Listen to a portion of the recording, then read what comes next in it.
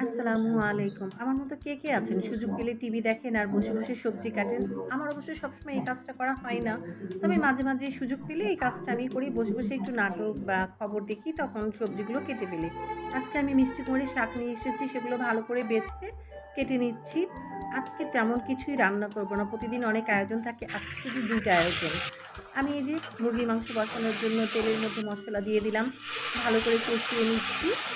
যেহেতু ব্রয়লার মুরগি সেহেতু আমি মাংস আর আলু, টমেটো একসাথেই ভালো করে কষিয়ে নিব। বাঁধাকপি আমি ভালো করে ধুয়ে কেটে নিয়েছি। সেটা আমি এখন দিয়ে দিচ্ছি। পাশের চুলায় আমি গরম পানি বসিয়ে রেখেছি। আমি সবসময় চেষ্টা করি মাংস রান্নাতে গরম পানি ব্যবহার করার জন্য। তো আমার আয়োজন আজকে খুবই স্বল্প। জানি এটার জন্য পাখি বাচ্চার কাছে কমপ্লেন খেতে হবে। বলবে, জিজ্ঞেস করবে, কত প্রশ্ন করবে, "তুমি আজকে এত কম রান্না করলে কেন?"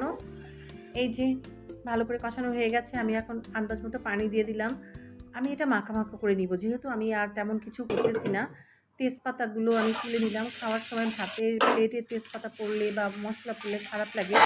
এই যে এখন আমি মিষ্টি কুমড়োর শাকটা ভাজি করে নিচ্ছি। যেহেতু আমিই বেশি খাবো, সেহেতু ইচ্ছেমতো ঝাল দিচ্ছি। ইচ্ছেমতো বলতে কি মানে আমার একটু ঝালটা মুখে লাগলে ভালো লাগে। আমি শাকটাকে ভাপ দিয়েছিলাম। ভাপ দিয়ে এটা ভালো করে ভেজে নিলাম।